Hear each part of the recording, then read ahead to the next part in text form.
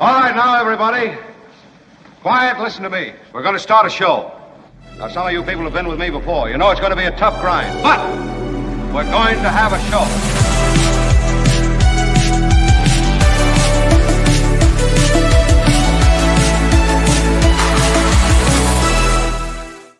Oh, my goodness. Thank you. What a great way to start the new week. Thank you, everybody. I mean, who can't love a Monday that's filled with recorded applause? It's such a pleasure to be with you. I have Kim with me today. Kim, how are you? I also have Tony with me today. Thanks, Tony. And I'm very excited about a show that was preceded. You know, we're a live show. We're on from 11 to 1, more or less, in the West. And then, of course, from 2 to 4 in the East. And we're preceded by my favorite warm-up act. That is a Mad King. My Lord and Savior, though, what can I say? He is Donald Trump, and he is taking over the nation's capital, my hometown, Washington, D.C. We'll get more into that. So we were preceded today by his White House announcement that was, of course, filled with luminaries from his administration. I mean, Peter Hegseth was there, and Kash Patel was there, and Pam Bondi was there, and et cetera. So we'll share some highlights. Also, of course, the big meeting between Putin and America that takes place in America. It was formerly Russia. You know, Alaska sold to America. And the history of that deal is sort of an interesting one. I think we've talked about it before. We'll talk about it another time. But I think if you're Vladimir Putin, just as an aside, you've kind of won already because you are being accepted not as an outlaw, but as sort of among the family of civilized nations.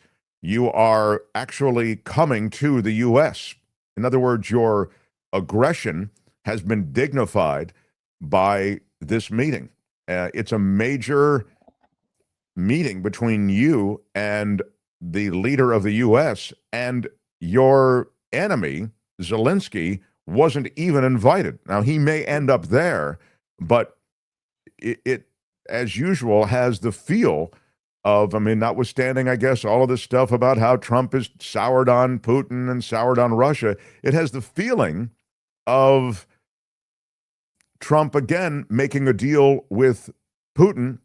In my judgment, and I think in the judgment of anyone who's objective, the unmitigated aggressor in the Ukraine-Russia back and forth, it clearly has the appearance of dividing up Ukraine. I mean, just basically handing over part of Ukraine, which rewards Putin for his aggression. I mean, again, I'm open to a conversation about this, but you'll have to explain to me how it's not that. It's very World War II.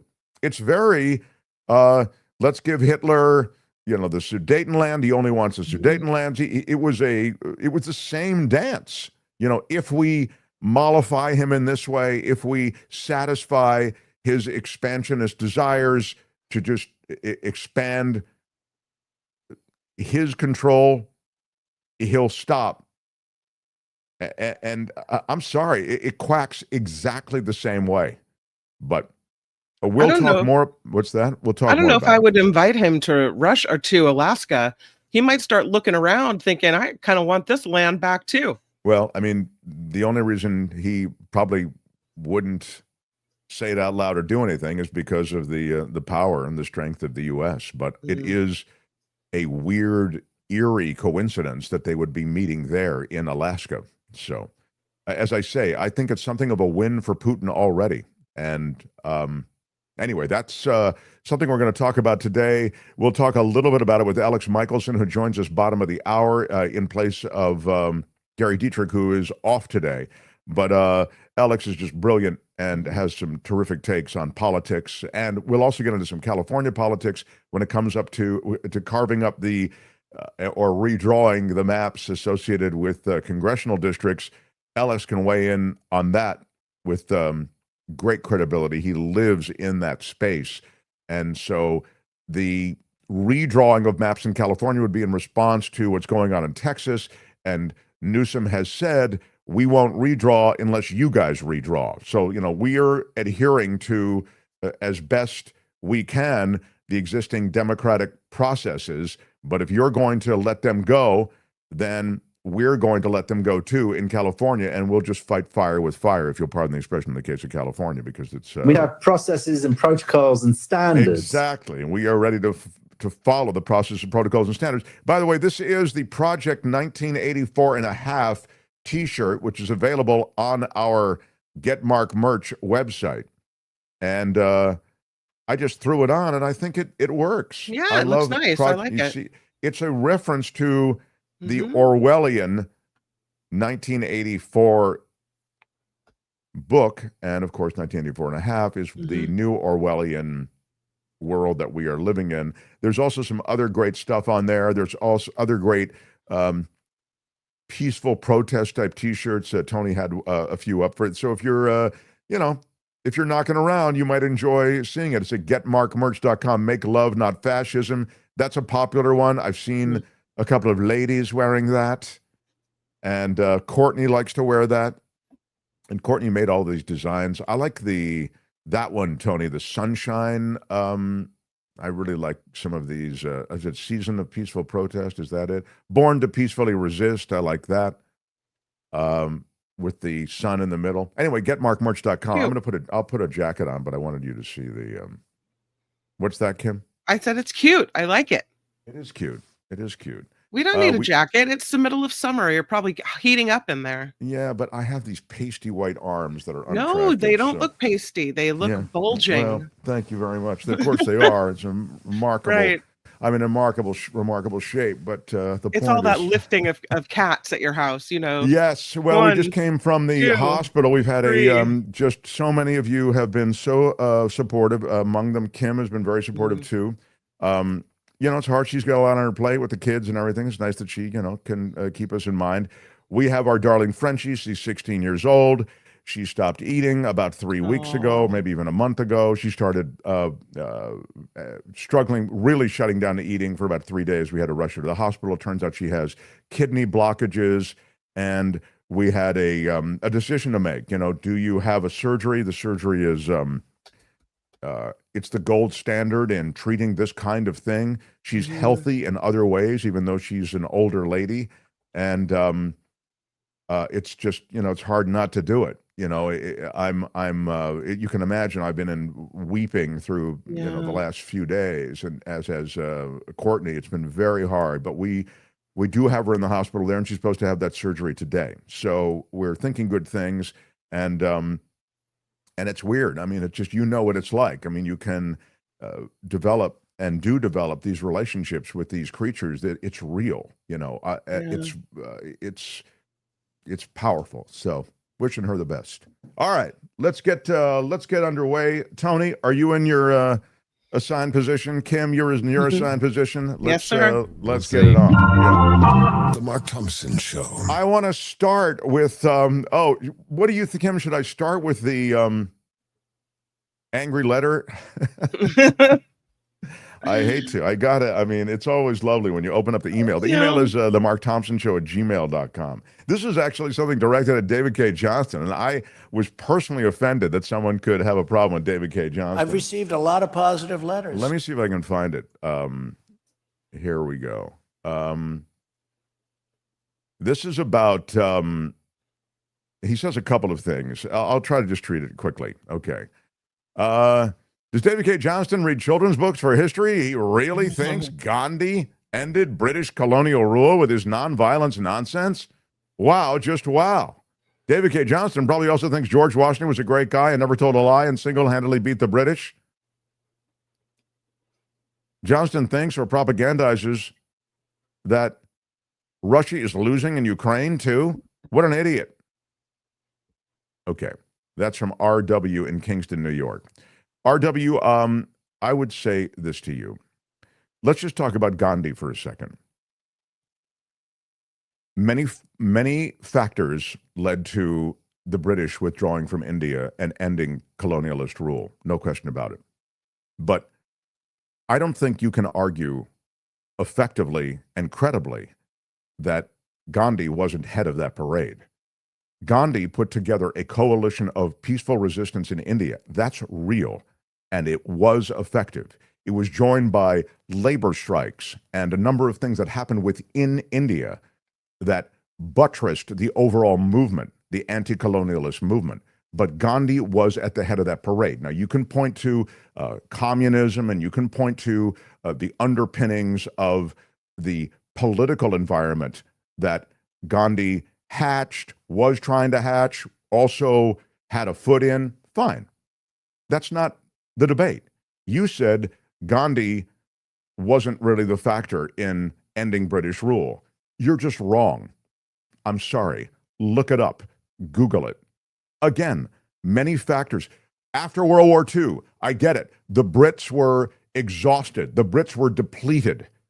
They didn't have it in them on some level to continue to fight to maintain colonialist rule in India. I get it. But that wasn't the factor. It was against that backdrop that Gandhi's movement was effective. So that's that.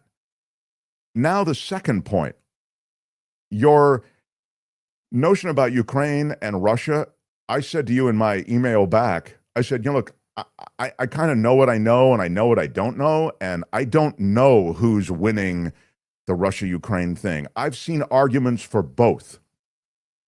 And when he sent me back another email, you don't know? You don't know who's winning in Russia-Ukraine?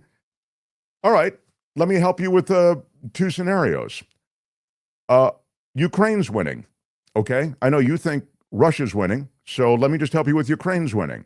Ukraine, their drone strikes within Russia have hobbled a lot of the refineries that are critical to the Russian infrastructure when it comes to oil and it comes to oil exports. They've also been very effective, those drone strikes within Russia, in changing the nature of this conflict. The last thing I'll say to you is something that's happening right now. You really think Vladimir Putin would come meet with Donald Trump for a peace deal if Russia was winning the war? You really think that? I don't. So I think you're wrong.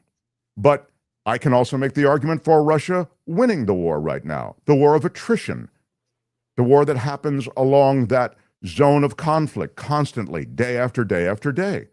So when I say I don't know who, I'm saying you can make arguments on both sides. But if I had to make an argument one way or the other, I'd suggest to you that Ukraine has the upper hand based on what I'm reading. I'm a lay person reading as much as I can about this. So when I say I know what I know, I know what I don't know, it means I'm not a military strategy guy. But I think you could look at what's happening and the planned meeting with Putin. And I'd suggest to you, he's not meeting if he's winning. So that's my answer to you. And David K. Johnston is brilliant.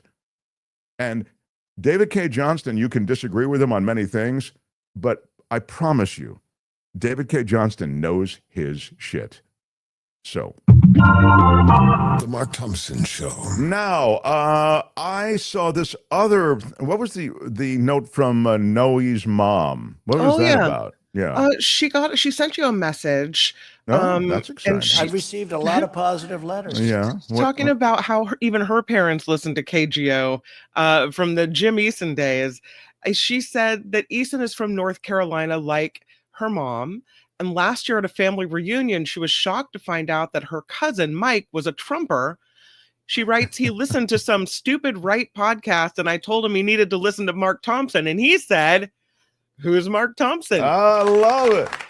I love it. She made him reenact it for the camera. Since then, sadly, Mike has passed away. She goes on to talk about why he became a Trumper. Oh, wow. But here is Mark Thompson, her cousin Mike, before he passed away, asking about you.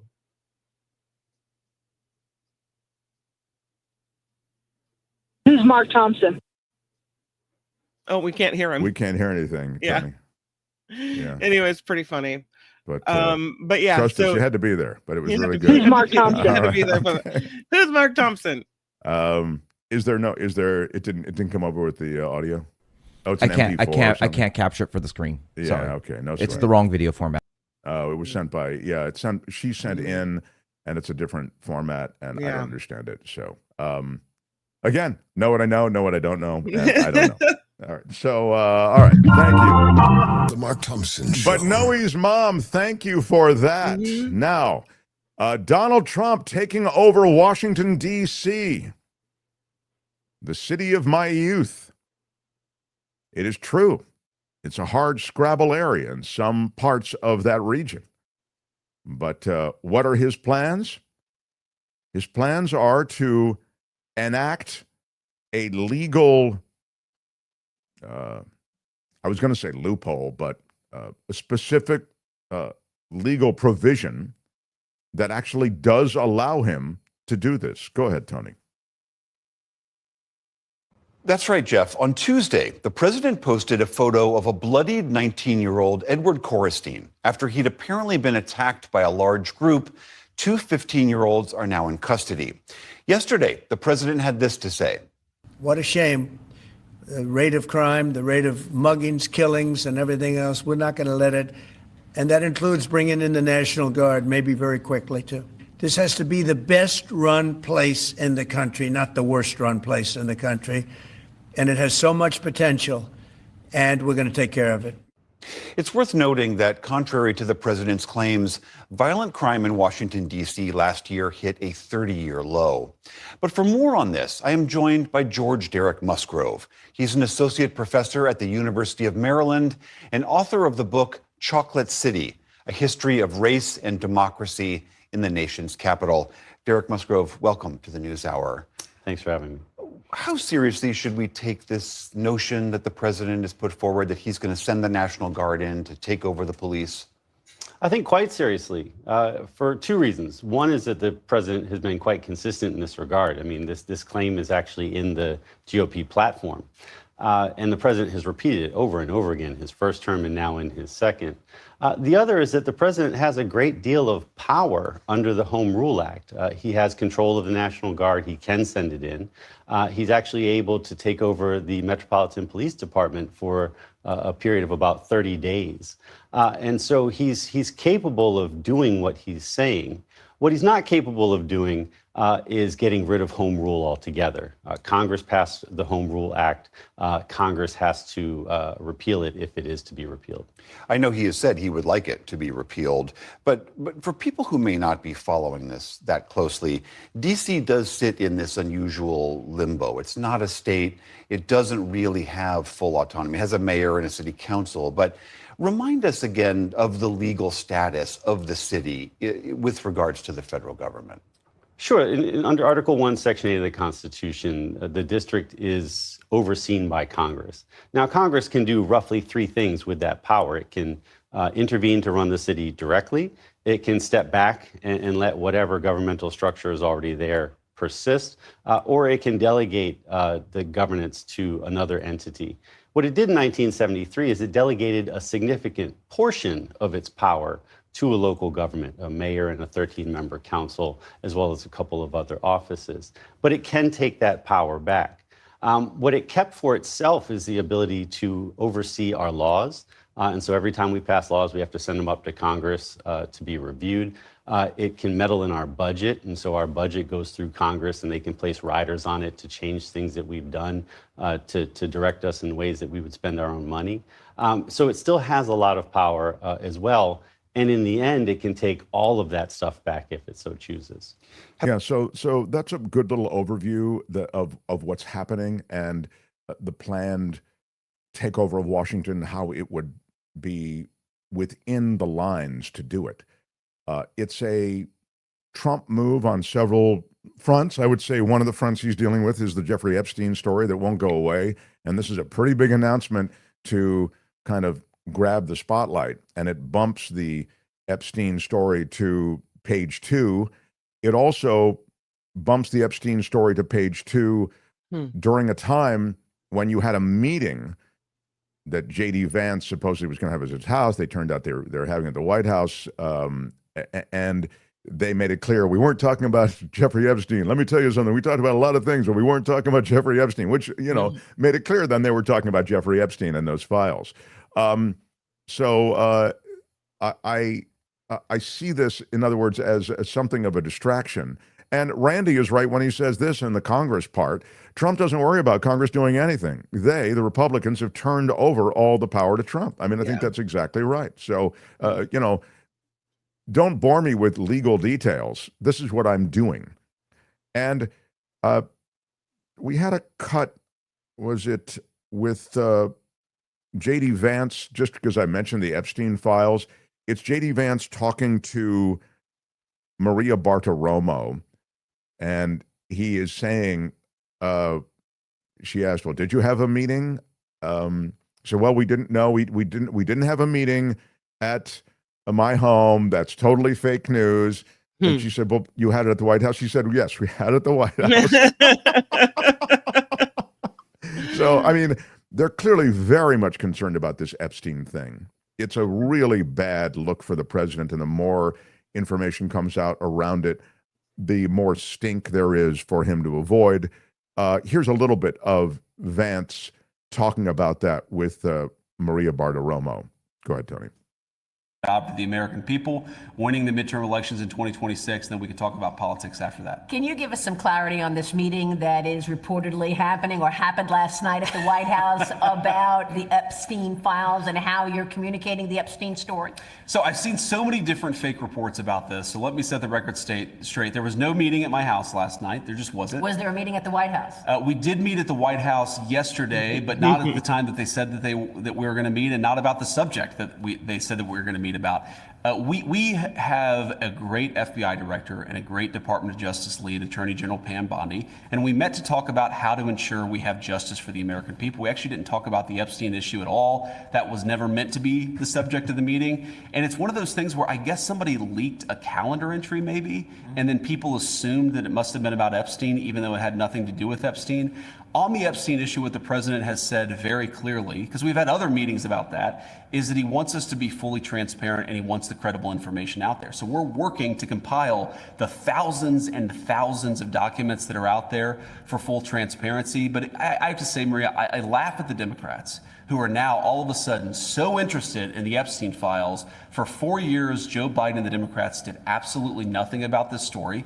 We know that Jeffrey Epstein had a lot of connections with left-wing politicians and left-wing billionaires, and now President Trump has demanded full transparency from this, and yet somehow the Democrats are attacking him and not the Biden administration, which did nothing for 4 years.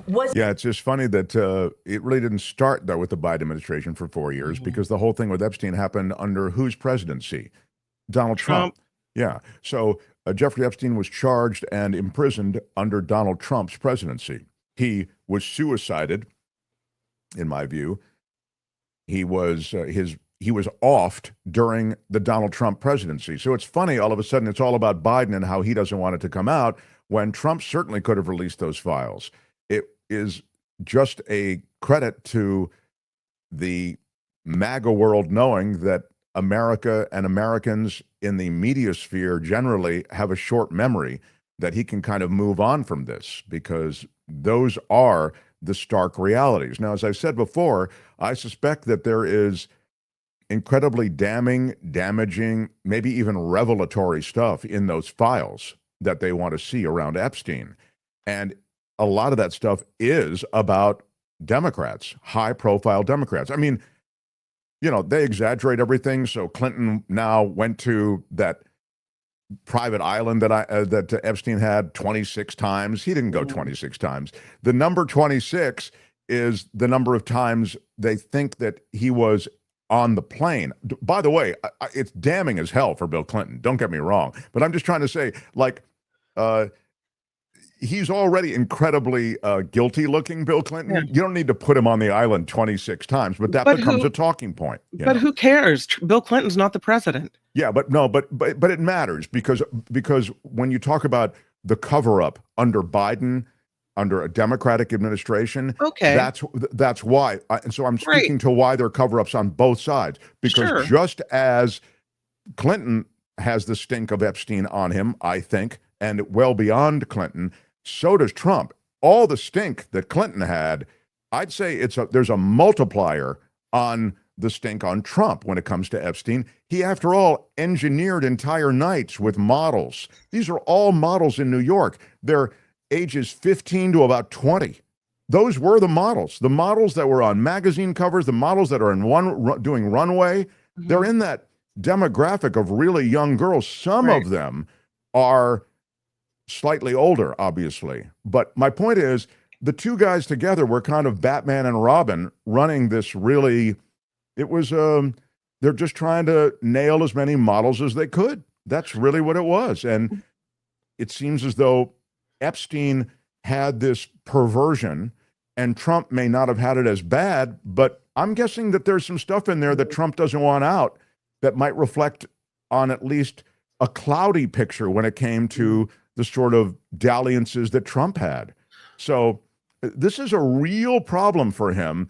And so all of these things, these announcements on his way to the Nobel Peace Prize, which is clearly something he wants, all of these announcements help distract from it. What I'm saying is not who cares, like crimes were committed, who cares, but release all the names. Like, I don't care if there were Democrats or Republicans, but the most pertinent name is going to be Trump's name because he's the one sitting in the Oval Office. So they can try to use the Democrats' names as a distraction and the whataboutism. Well, what about Bill Clinton? Well, what about so-and-so? These are the people whose names are really in the files. Fine, release the whole thing. Sure. Let's see it all. Let's see it all. Yeah, you're right. I mean, it's really weak, given the fact that, okay, fine, exactly. You're the president now. You guys run it. Release it. So Billy DeBono says with a $5 super chat, new drinking game. Every time J.D. Vance says the meeting had nothing to do with Epstein, everybody takes a drink. I like that. Yeah, exactly. I mean, it's just so funny. It's almost like an SNL sketch or something. It didn't have anything to do with Epstein. We didn't talk about Epstein. Who's Epstein? Oh, my God. Oh, yeah, right. Epstein. Yeah, no, we had nothing. We didn't talk about it.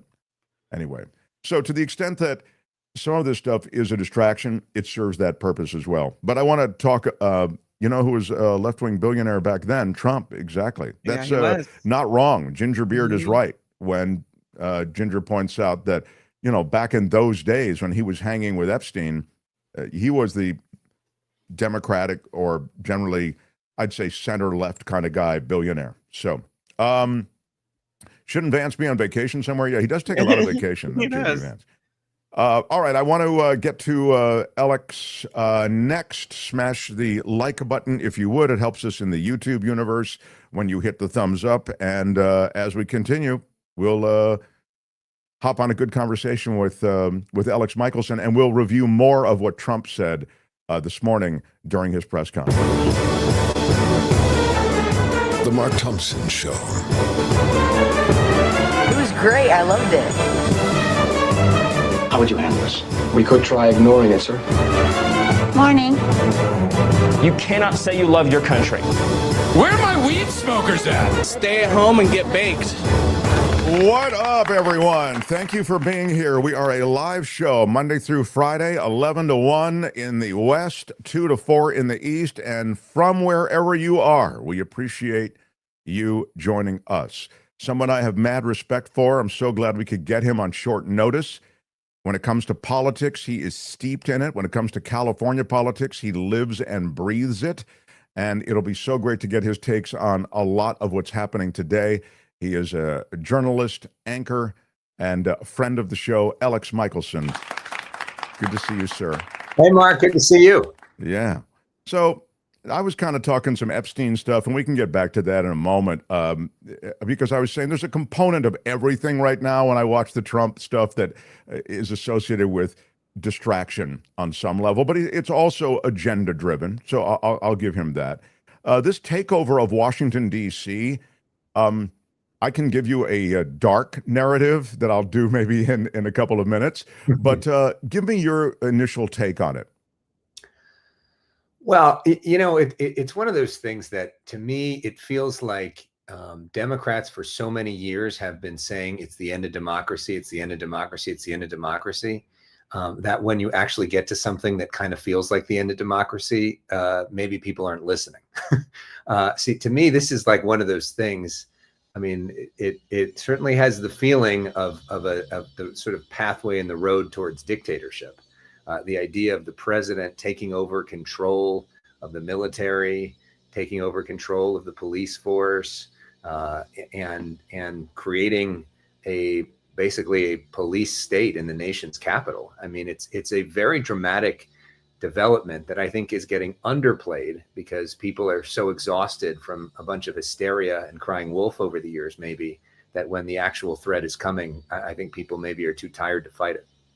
It's interesting, too, that the dictatorial instincts and authoritarian instincts of Trump were spoken of at length by so many people who served in his first administration. And still, we blew right past that, and he ends up now living out all of those instincts. Tony, there was a part of, well, we're going to do kind of a little bit of a needle drop on the conversation that Trump was having with everybody. And, he kind of does his weave thing where he just is talking about this and that. But the announcement this morning, and then you and I can comment on it. Go ahead, Tony. Like we did on the southern border, I'm announcing a historic action to rescue our nation's capital from crime, bloodshed, bedlam, and squalor, and worse. This is Liberation Day in DC, and we're going to take our capital back. We're taking it back under the authorities vested in me as the President of the United States. I'm officially invoking Section 740 of the District of Columbia Home Rule Act. You know what that is? And placing the DC Metropolitan Police Department under direct federal control, and you'll be meeting the people that will be directly involved with that. Very good people, but they're tough, and they know what's happening. They've done it before. In addition, I'm deploying the National Guard to help reestablish law, order, and public safety in Washington, D.C., and they're going to be allowed to do their job properly. And you people are victims of it, too. You're reporters. Okay. And now he's just going, you know how bad it is, everybody. By the way, Kim was quick to point out this morning that the mayor of Washington, D.C. and police chief of Washington, D.C. were not told that this is going to happen. I mean, it's an extraordinary thing. There's no coordination. Well, we know what that's like here, right? Yeah, right, we federalized the National Guard and did not talk to Governor Newsom or Mayor Bass about that, and we know how frustrated they were. And so, and Mayor Bass and Governor Newsom both told me that they thought that was a trial run. It was a bit of an experiment of what he would do around the country. And now we're seeing that. And DC may be a trial run for what he would do in other places. And by the way, there are people that are going to watch this that are going to say, good.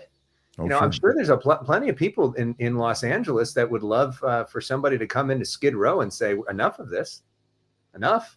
We're not, or go down to that homeless encampment and say, we're not doing this anymore. So, this is not, I know a lot of people view this as horrible, but there are people. I mean, there's a reason why strong men work through history. Yes, that's exactly right. There's, and we're in a moment in our history where our bureaucracy has gotten so bloated, so inefficient, and so corrupt that there is a hunger for somebody to cut through that and just get something done. And I think a lot of people don't feel like the institutional norms have really worked for them. So they don't really care. If this means that I get to go on a walk in DC and all of a sudden that green space doesn't have a homeless person sleeping in it, and maybe I feel more protected walking, there's some people who are going to like it. And then there's other people that are going to feel like they're being targeted in a police state, that they're not welcome in their own hometown. And but we got to understand that this cuts both ways. Yeah. And there are parts of Washington that are scary, dangerous, and the overall vibe in Washington isn't one of scary, dangerous. In fact, the crime numbers, as you know, violent crime numbers by now have been quoted so many times, they're down. But as historic Trump quotes, yeah, exactly, historic lows, 30-year lows. But I think you're so sharp to point to other cities, because I do see this as a road test. I mean, he came in here to Los Angeles with this fiction that the city was completely out of control, that these protesters had taken over, and we know that just wasn't the case. It's been stated over and over, and you could see most of the city is in a small area. but not Right. the whole city. Yeah. And And then what the National Guard did, I mean, the question is, will any of this actually work, or is it just about optics, right? I mean, because when the National Guard came in here to our protest, they weren't really engaging with protests. They protected a couple buildings. That wasn't really the key. The key was the LAPD finally getting tough and enacting a curfew and finally implementing the law. I mean, that's what it was. It wasn't the National Guard. So will this make a difference, or will this just be pretty pictures for the evening news? We'll see. Tony, play the other cut. I think there's a cut further down where he actually mentions, we may have to do this in other cities. Go ahead. Let's see how this. And they know what's happening. They've done it before.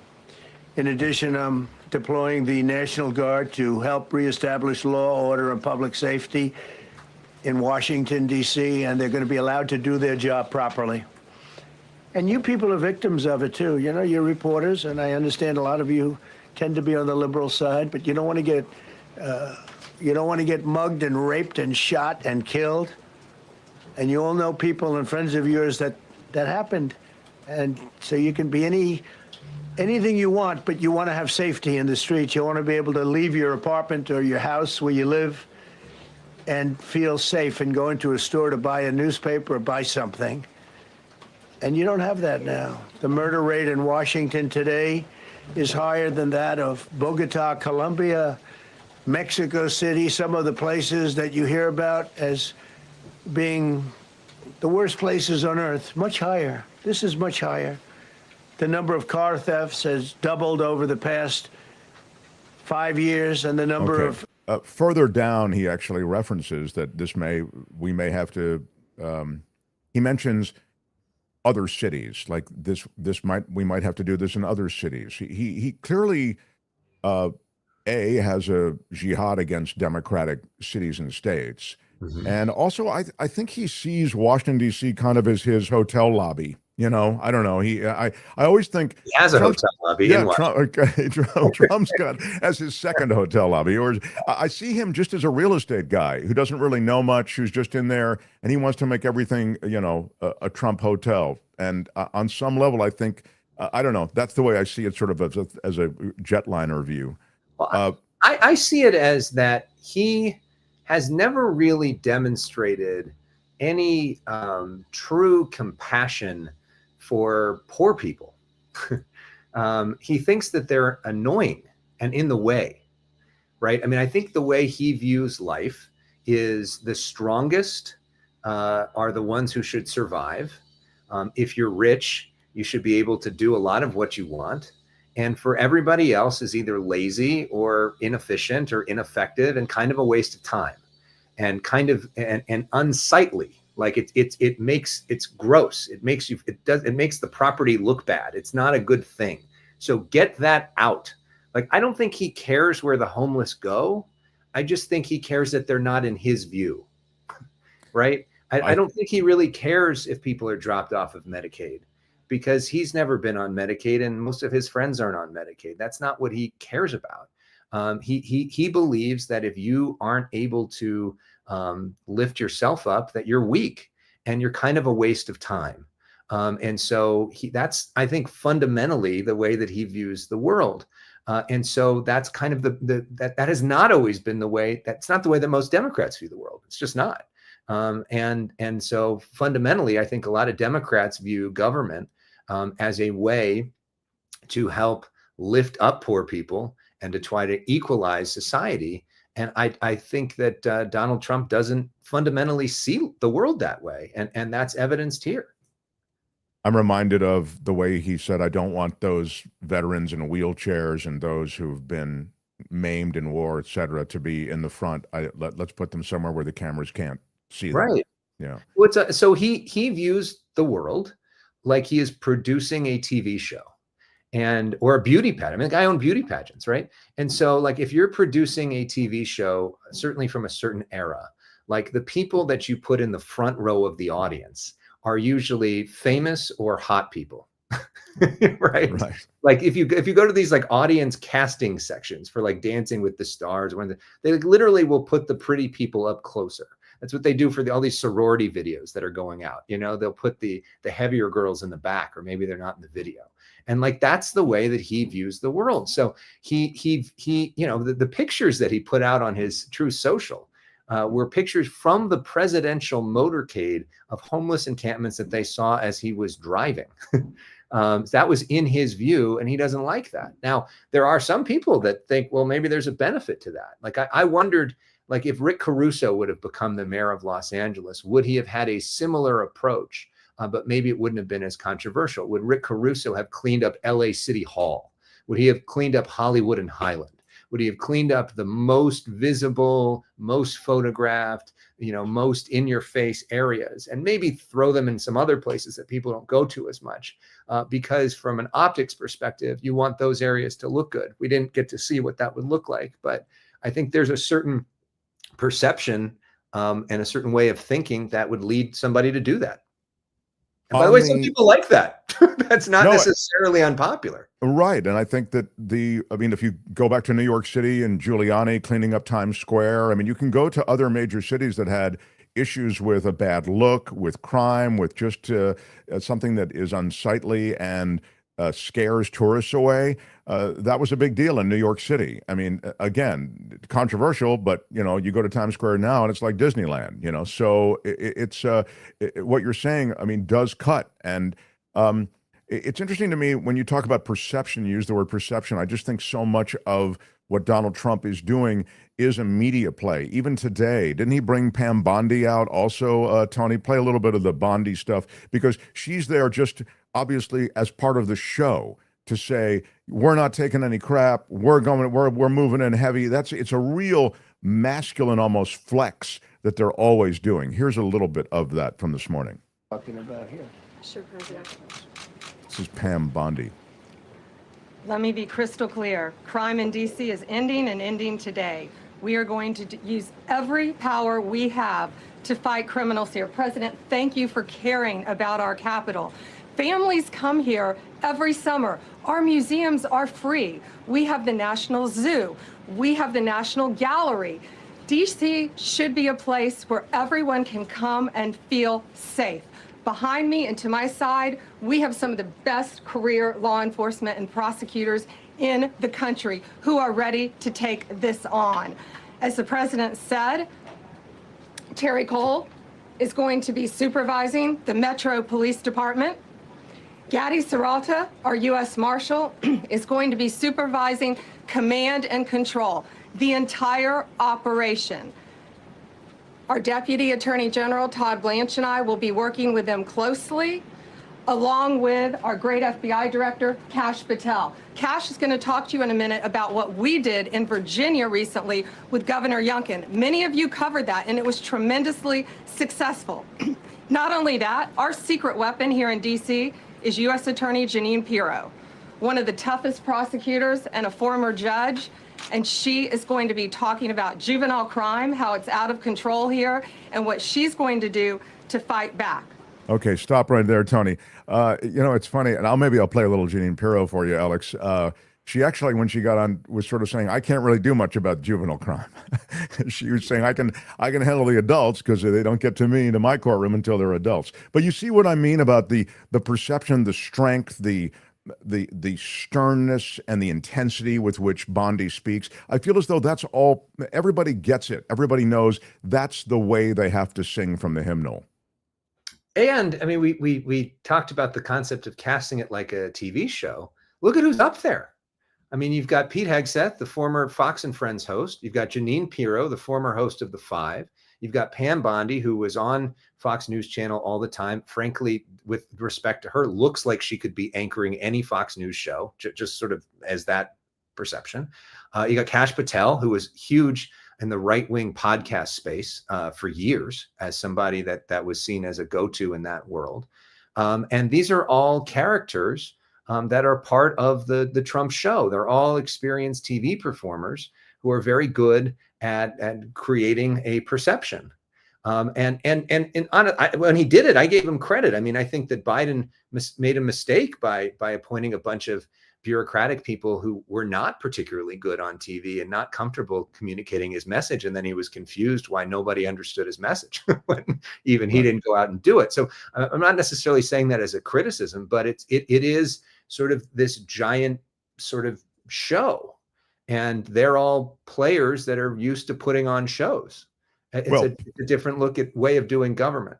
Politics is messaging. You have to message your policies. You have to message your platform. And I was saying it for years, and I agreed with you here, even unaware that you were making the same point. I felt as though the Biden victories are trees falling in the forest with nobody around, because you can't seem to get them articulated by anyone who has the kind of dynamic and the kind of charisma and the kind of intensity that is required to really communicate effectively serious victories, hard-won, hard-fought victories. Play me a little bit of Jeanine Pirro coming to the platform, and then I want to move on. But I want to ask you about Russia. Do you want me to answer it? Here's the problem. Assuming that they're 17 years, older than 17 years old, I can get the case. Yeah. If they're under 18 years of age, I can only get the case if it's murder, rob one, rape, even if they shoot a gun but don't kill you, I can't get it. So the law has to be changed. As the president said, cashless bail. That has to be changed. All right, then even assuming I get the case, I get jurisdiction, I get a conviction, the DC Council has given the judges the ability to give probation on shootings. And so then it's up to them. All of these things, the Youth Rehabilitation Incarceration Reduction Act, and now they want to seal records. So if we work hard, we get a conviction, they want to wipe it out. So that needs all to be changed. Okay. All right, so there was a Jeanine Pirro's cameo. As you say, it's all part of the show. They're just such familiar figures. They don't. Well, at least she gave kind of a nuanced answer there. she sounds like she knows her stuff. I mean, I don't know. You catch her in the morning is what I always say before before happy hour. Yeah. So that's the situation in Washington. I fear what might happen in other major cities like Los Angeles. We saw sort of a road test of it in a way. And here's the darker narrative I'll just share with you.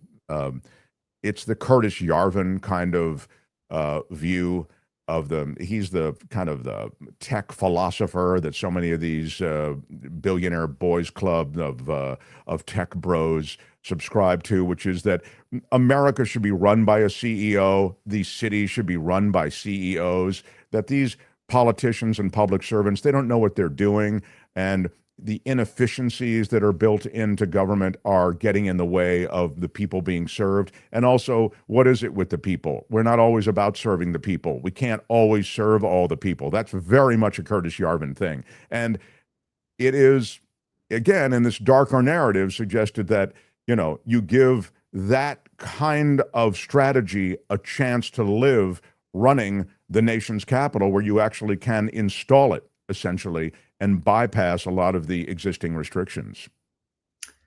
Right. And I think there's a lot of people that feel that way. But that goes back to what we were talking about, this idea of what is government? What is the purpose of government? Is government's purpose to try to lift everybody up and sort of help as an equalizer for society? Or is government's purpose to do the least possible and basically reward the winners? And those are different worldviews. And you're seeing, Trump is like just going for it, right? I mean, he's like, and all of this goes to get together. Like what he's doing with redistricting in Texas, like goes with this. It's this idea of, fuck the system. Sorry. The system's bullshit. Who gives a shit about that? Like, I'm going to claim and grab as much power as I possibly can.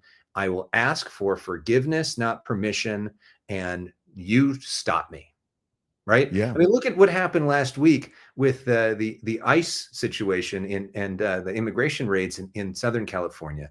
The Ninth Circuit Court of Appeals rules that they can't do indiscriminate raids, especially at a Home Depot, 2 days later, they do one in a Home Depot and then put out a video using Karen Bass's words and post a video of the head of the Border Patrol literally laughing at her, interspicing stuff as they have shots of them running after people. I mean, it is a giant middle finger. It is basically saying, make me. And our system is set up, especially our court system, is set up on a premise of trust. They have no real mechanism. The court doesn't have an army, right? It's all based off of, we trust this system and we all bought into this system. But if all of a sudden people stop buying into the system, then we do have a real constitutional crisis. Yeah, I mean, the system is people, and either if nobody buys in, as you say, real issues. I know our time is short, but I want to get with you on a quick word about Russia, and then I want to move to Epstein, and then I'll let you go. And it's amazing because even as I say this just as an aside, we talk about the ICE and immigration raids. I feel like we should spend more time on that.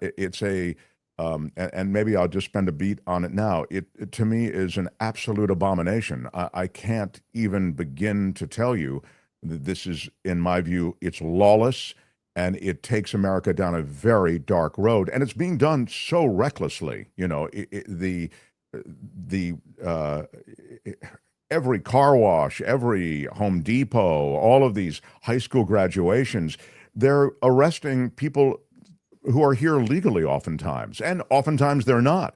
But they're suggesting by their mere presence, aren't they, Elex, that there's no warrant presented, there's no actual suspect here. You really are just arresting people based on skin color and where you think they likely will be doing business. And once again, there are some people who view that as a positive, who say, look, the system has been out of control. Joe Biden let millions of people come into this country. There was no regulation. It's, a lot of these people, some are working, some are taking our tax dollars and good. And they see it as an example of now, I don't think that's the majority opinion in Southern California. It's certainly, but he wasn't going to win Southern California anyways. But this messaging, he's using Southern California as a way to send a message to the rest of the country. And there's a reason why the immigration folks are taking cameras with them for many of these raids and posting videos of them. They think these images work for them. Yeah. I think the images do work. It's a long process, and they're making so many mistakes. They're really, they're arresting and detaining so many American citizens. What they really want, I think, from this is for people to self-deport, right? They want people to be scared of these images, scared that it's going to happen to them. They're running those ads about the border app where you can, potentially come back later on. I mean, the easiest thing for them is for people to leave on their own because they think this is going to happen to them. And so I think that's a big part of what this is too. I want to pivot to Russia and this meeting over Ukraine and Russia. They've been in this deadlock in terms of negotiations for some time. I was saying before that it strikes me that Vladimir Putin on some level has already won by being invited to a meeting, A, that Zelensky isn't invited to yet, and B, that's on American soil. I mean, it's, the legitimacy of Putin is immediately established. Yeah, but not a huge surprise given who the American president is. He certainly had a long history of giving Vladimir Putin legitimacy. Although Donald Trump this morning seemed to think it was on Russian soil, not realizing that Alaska apparently is part of the United States. Yeah. Well, sometimes the word gets out slowly. Tony, will you play for Elex? I thought there was a bit from, I think it was a CNN commentator on the, I'm just spacing his name. He's been involved in a lot of these kinds of foreign negotiations, either that or even, there it is. Go ahead. This is just, give a listen, because I think this kind of there's a lot of nuance to any kind of negotiation like this. Of course, nuance is not something that Trump does very well, and I think you realize what's lost in this negotiation thus far. Go ahead, Tony. And peace ought to be something we do with Ukraine, not to Ukraine. Joe, I've negotiated, for the United States in lots of settings, and I would simply say whenever you're trying to bring about peace, you've really got two approaches with the antagonists. One is to incentivize them. The other is to put pressure on them. Russia and Putin are the aggressor. And I would say the way to get them to the table at this point is not to incentivize them. They can't and should not be rewarded for aggression, for taking territory by force. That violates the most basic of all rules of how the world ought to operate. And the United States should be supporting Ukraine. It's almost that simple. There ought to be sanctions on Russia, and there ought to be military and intelligence support for Ukraine. And that ought to bring Putin to the table, however reluctantly. We ought to get a clean ceasefire without prejudice to Russian claims or Ukraine's claims down the road. Do this in phases. But I don't understand why the United States would take what we would call in other situations final status issues about territory, which also involves populations, put them on the table now, much less in a one-sided way to reward the aggressor. This really seems to me to be an unfortunate, if it turns out to be the case, or truly unfortunate, misguided approach, which won't work. The Ukrainians will reject it, the Europeans will. So I don't understand what this one-sided push is all about, because it won't work, and more important, it won't last. There you go. I thought that was a good take, and I would just add to this, if you give Russia anything, Elex, if you give them anything, it rewards their aggression, Right, and that was Richard Haas, by the way, who was speaking there. Right, but I guess I don't know what the counter argument would be how do you end this thing? And do they need something to end this thing, or is there actual interest on any of these sides to actually end this thing?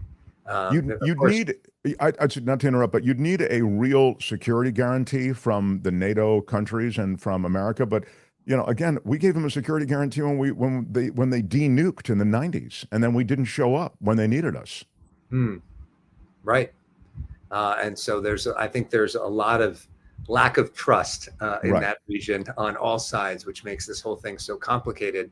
Of course, the president said that he would solve it on his first day in office, and we're in August, and we haven't had it solved yet.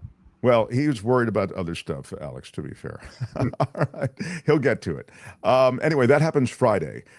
Now, finally, Epstein.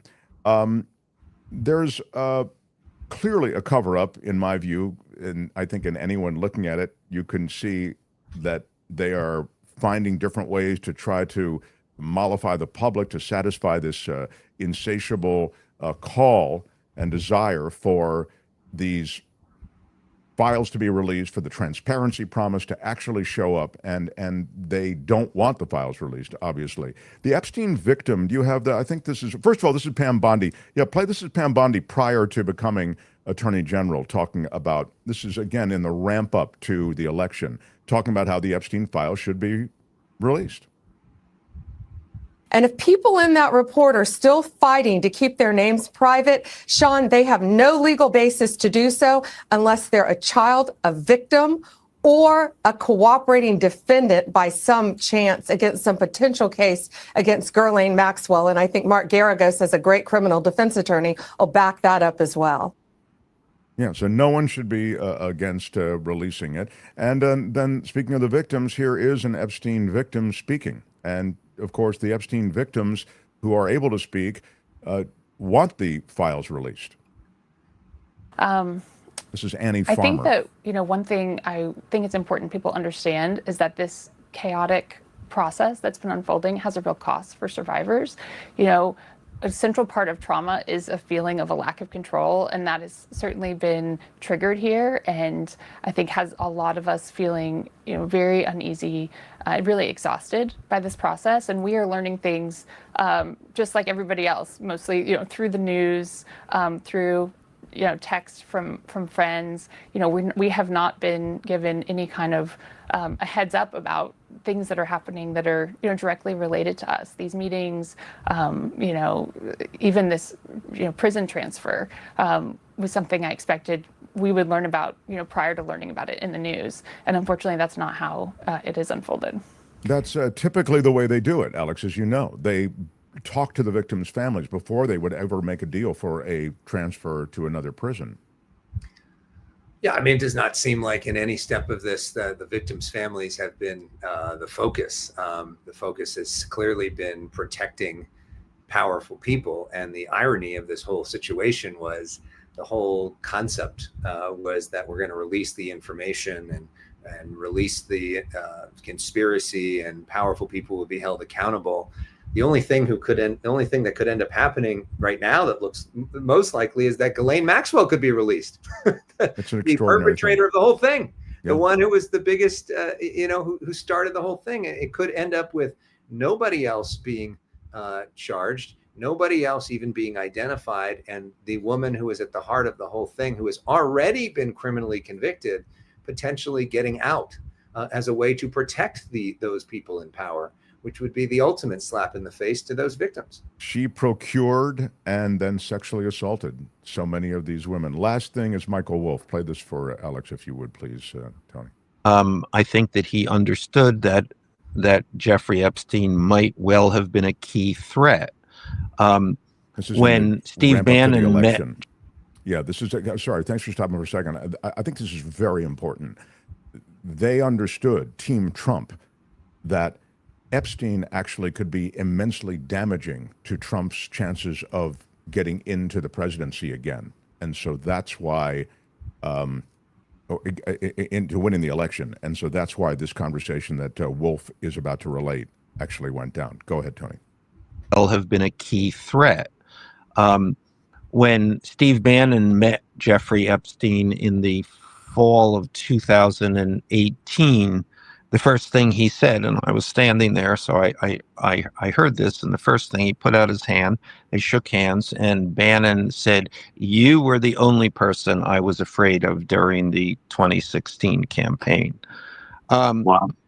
And, and once Epstein had would sometimes take out these pictures he had about Donald Trump and with Donald Trump with the girls who came to Epstein's house. I mean, I've described these in various situations. And at one point, when Trump was president, I tried to encourage Epstein to release these pictures. And he said at that time, "I may be a pervert, but I am not crazy." And when he was arrested, that would be in July 2019. Oh, was that a spot? I'm going to pay for YouTube Premium. Yeah, I know. I have YouTube Premium. Tony does. Back to it. Part of the view here was that, and this is actually more complicated, and I play a part here because Epstein did talk to me about Trump, and I recounted some of that conversation, and specifically about their real estate dispute, and Epstein's belief that it was Trump who first went to the Palm Beach police about the activities at Epstein's house. And that book came out in a book called Siege, and it came out in June of 2019. That's good, Tony. I wanted to you to hear the Michael Wolff reference to the Bannon conversation, because it really spoke to the power of the Epstein information to derail the Trump presidency. You're the only thing I was really worried about. It's wow. Well, they were also worried about Stormy Daniels. They glided past Stormy Daniels after the payoff. They didn't need to pay her off, as it turns out. Enough to give her some money. Yeah. Right. I mean, they had the Access Hollywood tape. I mean, they had a lot of things in that campaign. And isn't it amazing to think about, our Twilight Zone history experiment? If, maybe James Comey doesn't release that letter and Hillary Clinton wins the presidency, Donald Trump is sort of confined to history as kind of a joke, right? Yeah. None of this stuff happens at all. But I played that game with if Al Gore had actually been given the presidency that he won, and we wouldn't have had Iraq. We would have had a real environmental president. We would have been on the forefront of green energy and real alternative energy, and just would live in a much cleaner country, clearly over the coming decades. So I played that same game. Yeah, but you're right. And when it comes to Trump, we were a hair away, a breath away, really, from Hillary Clinton. And then not all of this just gets, you're right. Who started the day at the 90% favorite on election day. And then you think about how different history has come because of this. And in some ways, there's an argument that Trump would have been less powerful if he would have won re-election in 2020. That this version, this 4-year break, which allowed him to lick his wounds, which allowed him to get loyalists installed around the country, which allowed him to rethink an agenda, which allowed him to come in, guns blazing, has actually made him more powerful and probably the most powerful president of our lifetime. Agreed. I know you were given the key to the city of Los Angeles. So there was a proclamation. Tony, I wonder if you could, I was just about to send you a message. I wonder if you can hustle it. If not, I'll just tell everybody on The Issue Is, which is your political show. So many great conversations with so many thought leaders and politicians. And Mayor Bass comes on, and she's got this proclamation for you. And she, it was really a wonderful moment. So congratulations on that. Thank you very much. So for people that don't know what we're talking about, I didn't get the key to the city. That would be you didn't. I got a massive proclamation though. That's like bigger than my body. No, I made the announcement recently that I'm actually leaving Fox 11, a station both of us have a lot of good memories at, and leaving The Issue Is, which was really hard for me because that's been my baby and I love it, and embarking on a new journey that I'll be able to talk about in a somewhat near future. Okay, do you want to play this?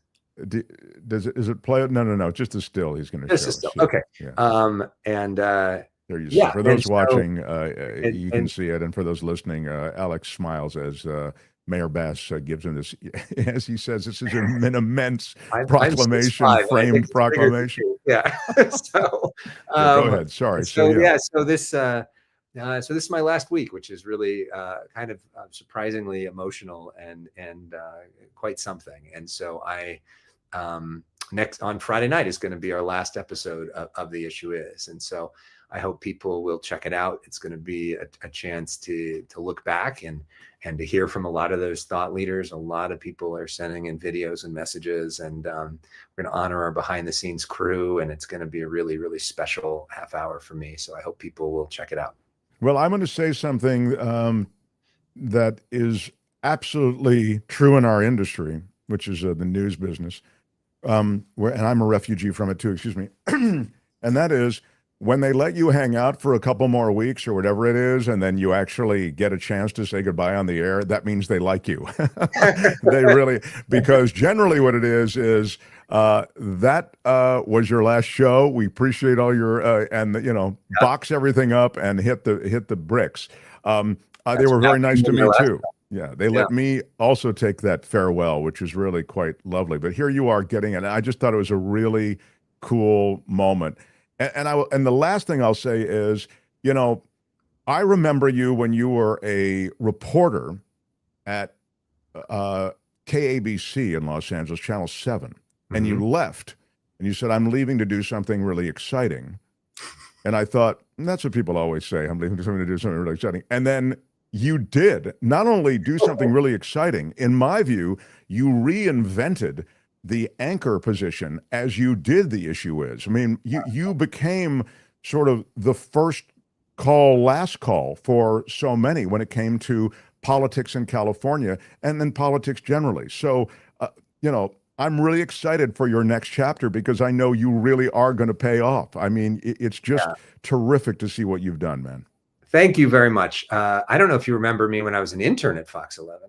I do not. I was 17 years old, and I worked mostly on the morning show, so I didn't get to see you very much. But there were a few days where I hung out in the little bit later, and I saw you. Yeah, so I've been at this for a while now, I loved my job at Channel 7 and loved the people there, and likewise, that was something exciting that was different and gave me a chance to grow. And I think this next thing is exciting and different, will give me a chance to grow, but also a chance to do a lot of what I love. And I look forward to the moment when I can talk about it with you. I just want to say thank you for being so supportive of me and our show and everything, and sort of lifting us up over the years as well. Of course, of course. Well, we're excited to maybe tap you again. Love your takes on things. So thanks for being here today, Alex. Thanks, Mark. All right. Elex Michaelson, everybody. Bravo. Bravo.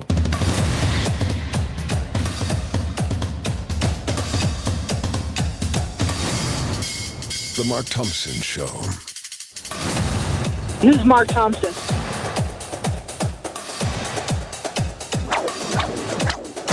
Feels great. When they raided Mar-a-Lago, God didn't like that. Right on. Alex is a great guest, says San Jose Lola. I agree. He is great. And maybe he's got a little more time to join us, at least in the short term. And Lanzetta asks, where are my weed smokers at? Where are my weed smokers at? I don't know what that's in relation to. Isn't the there's also, we'll go to Kim's news. She's got kind of a roundup of what's going on. Then I'll double back to some things. I wanted to fill in some blanks, but I feel as though Trump and this administration have also made rumblings, haven't they, Kim, that they're going to reclassify marijuana at the federal level? They have said that, as a matter of fact. It would be making a determination by the Trump administration over the next few weeks. But what we do know is marijuana has been a Schedule I drug since 1971, and the potential Trump reclassification would continue efforts by the Biden administration to make it a Schedule III drug. So this is an ongoing effort. Yeah, all right. But maybe you'll like something that Trump does if he reclassifies marijuana. Maybe it will be, I think it should be reclassified. So if he does it, then good for him. I mean, you'll have one thing you can point to say, yeah, look, he did this right. Yeah, I thought he did something else really well, and that was the development of the vaccine. I thought that Operation Warp Speed was brilliant. It was well done. It addressed in an aggressive way what was the scourge of the nation at the time, COVID-19. That's great, but then he turned around and put a big question mark over whether everyone should take it. Yeah, then he bought the BS of the anti-vax community, which oversteers legitimate questions about vaccines, legitimate questions about COVID-19 policy, legitimate questions about when kids should go back to school, if kids should ever have stopped school, whatever it might be. There were legitimate conversations you could have, but instead we went to the extreme, and Trump became part of that parade, and then he couldn't embrace a great achievement, which was getting that vaccine up and on its legs. Chaplain Fred says, a little late to the show today. Glad you are back, Mark. Keep up the good fight. Right on. Chaplain Fred with a $5 super chat. Big shout out to you. Big shout out. Thank you very much. We're a crowd-funded show, so we like to make a big deal out of people in the crowd who fund us. Most of those people are on a crawl at the end of our show. You see all those names going by. The guy who's responsible for putting that crawl together once a month, and he does it happily. He does it with a smile on his face, is Tony. Did I do something wrong? No, not at all. I don't think so. Okay. I always send Tony, if somebody sends an email saying, hey, I'm a PayPal subscriber or a Patreon supporter, and I'm not seeing my name on the list. And I always send that email to Tony. So poor Tony thinks every time I'm mentioning the... I've received a lot of positive letters. There was a problem. But you've updated it, or you're going to update it? Yeah, it's been updated. Yeah, so... all good. So still time to get in for next month's crawl. If you want to join us, you can jump on the Patreon or PayPal links. They're under all of our videos.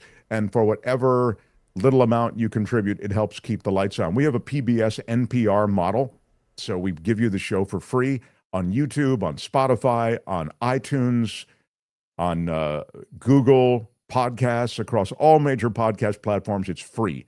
And all we ask is for you, if you value some of the content on this show, to be part of the community to support us. So again, the links are under all of our videos and also at themarkthompsonshow.com. There are links. All right, my Kim will lay some news on us. Kim, how are you? And after that, I will double back, and I've got more stuff. I've got lots of stuff in the show today, actually. But I thought we did a pretty good job of handling everything to this point. We accommodated the president's remarks today. How's the ballroom coming? Is that construction? When does that start, Kim? You know, they're walking around on the roof. They're still sketching it out. It's all right. Yeah. It's all just an idea still? Yeah. I don't know. Just the renderings or isn't that? Yeah. All right. Kim's news, and we continue. Mark Thompson Show. The Mark Thompson Show.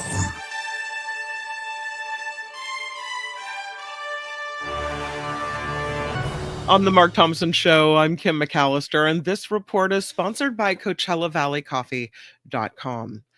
Police in Washington, D.C. are now under federal control. This comes after President Trump declared today a public safety emergency for the nation's capital, citing rampant crime and homelessness.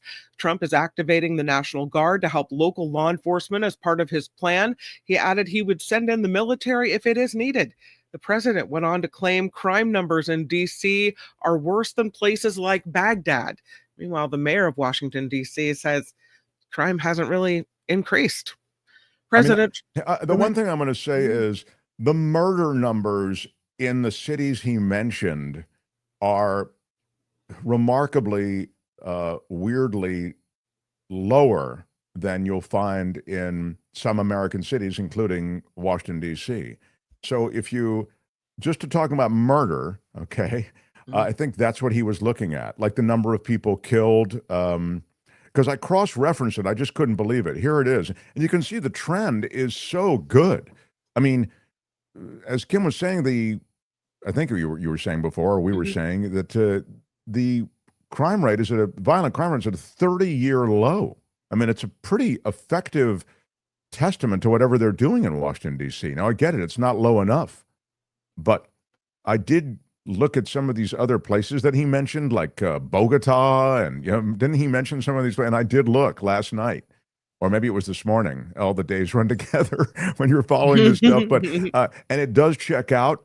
But what you're seeing is an immensely encouraging trend in Washington, D.C. This is not a city that requires some sort of aggressive federal government involvement. But there are people, many of them maybe even in Washington, who go, great, so now they're National Guard on the street. I don't care. Guards on the street, that's great. There are only 800 of them.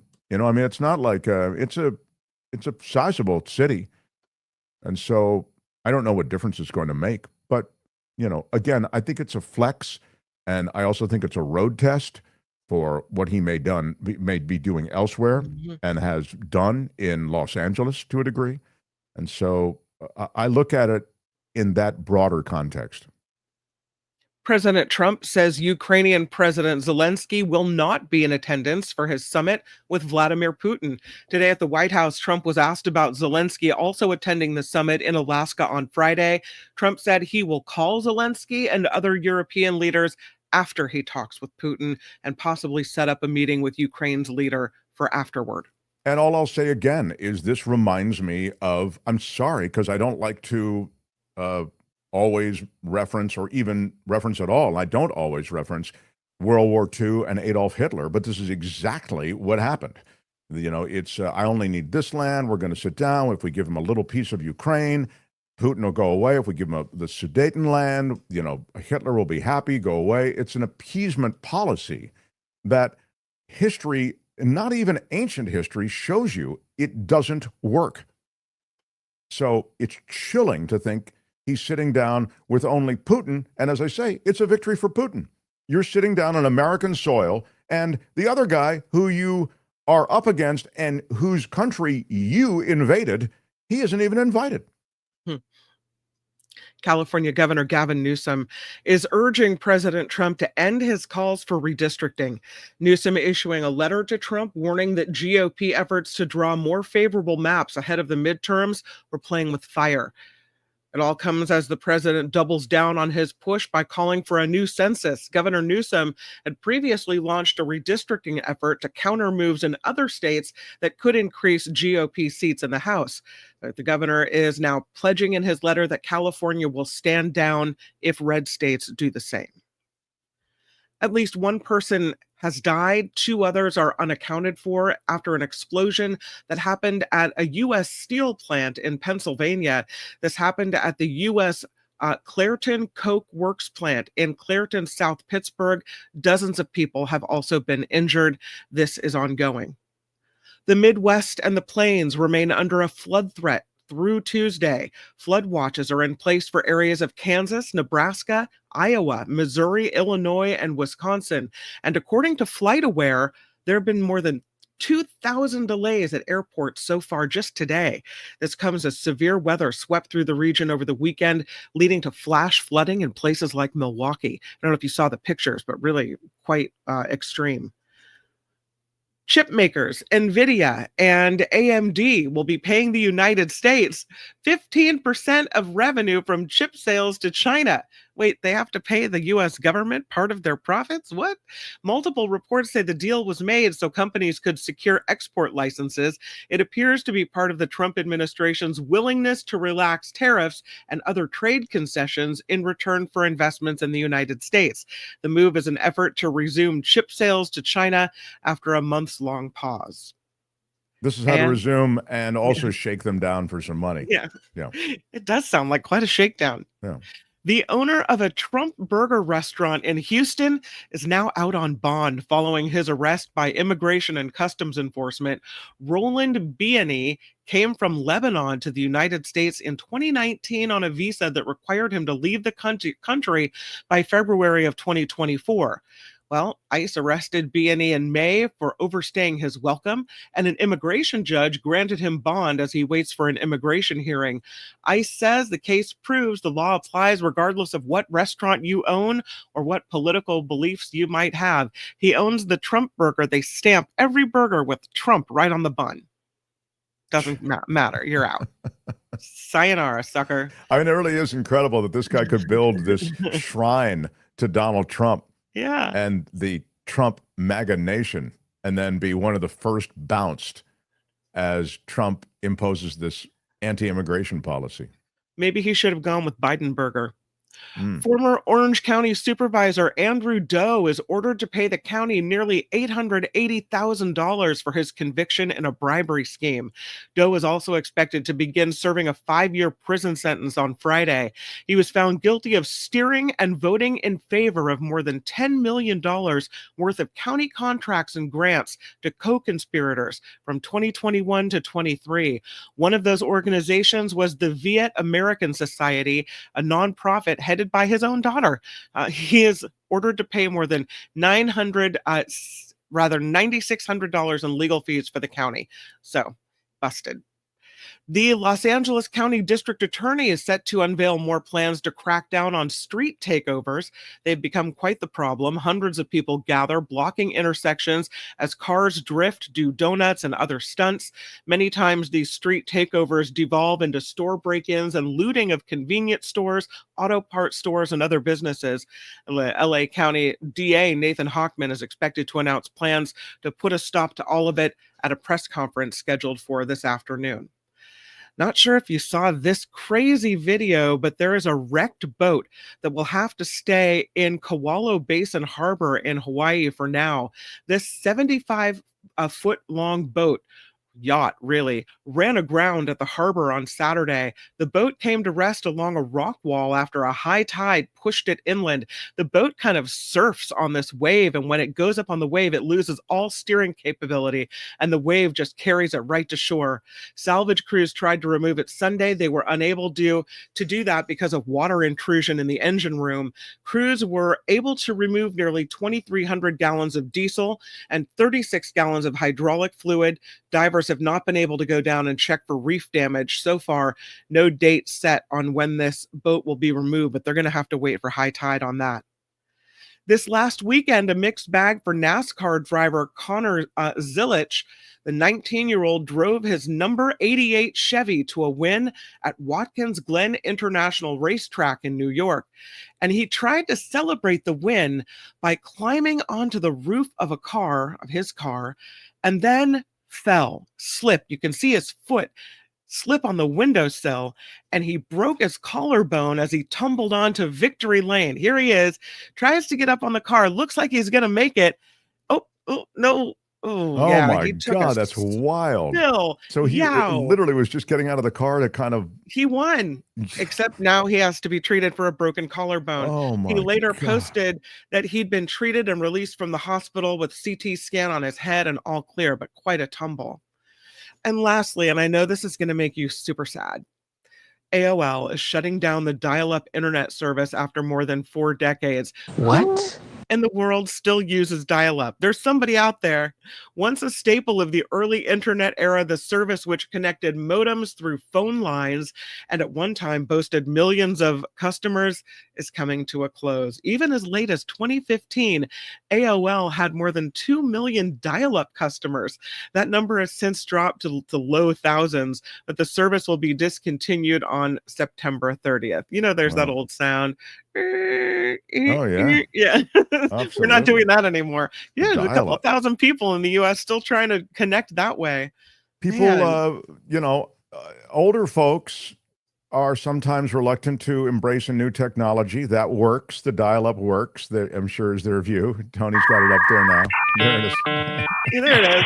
Yeah. Gosh. Yeah. That sound that we heard in the 80s. When was the last time you heard that sound? A long time ago. 90s, I think. 90s? Yeah, we didn't know. Yeah. Sorry, 90s. My bad. It's a goner. This report is sponsored by CoachellaValleyCoffee.com.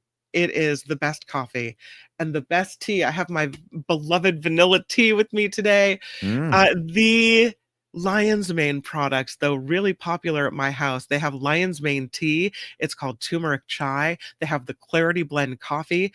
A really surprisingly wonderful new addition to the lineup at CoachellaValleyCoffee.com. Please check out the website. They've got great tasting notes, so you'll know exactly what is up your alley and might look good to you. And then if you get to the cart and you've got something in there, please use our code. It's MARKT, no spaces. That'll get you 10% off of your total. MARKT at checkout. It is CoachellaValleyCoffee.com. I love it. I'm having a sip right now. And that's the espresso that we actually grind for drip today. So that's what we're doing at my house, and I recommend it. But as I say, you can the Kim knows I can't shut up about the Clarity Blend. I think it's just so amazing, and it's. I got an email from Gary Dietrich, who's unable to be here today. He also says he is really loving his Coachella Valley. Yeah, Gary Dietrich is a big fan. It's wild. Yeah. So it's good stuff. CoachellaValleyCoffee.com. I'm Kim McAllister, and this is The Mark Thompson Show. Ladies and gentlemen, I'm Shadow Stevens. This is the Mark Thompson Show. Keep it to yourself. Yeah, actually, share it if you can. Share if you find a conversation or a breakout video.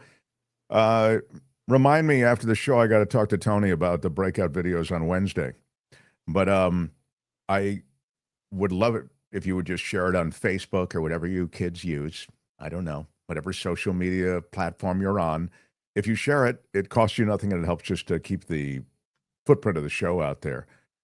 Best wishes for a full recovery to KFI's Foush Cabeza, who nearly died in a car crash this weekend. Luis is talking about my darling Stefan, is actually says his name. We call him Stefoush or Foush.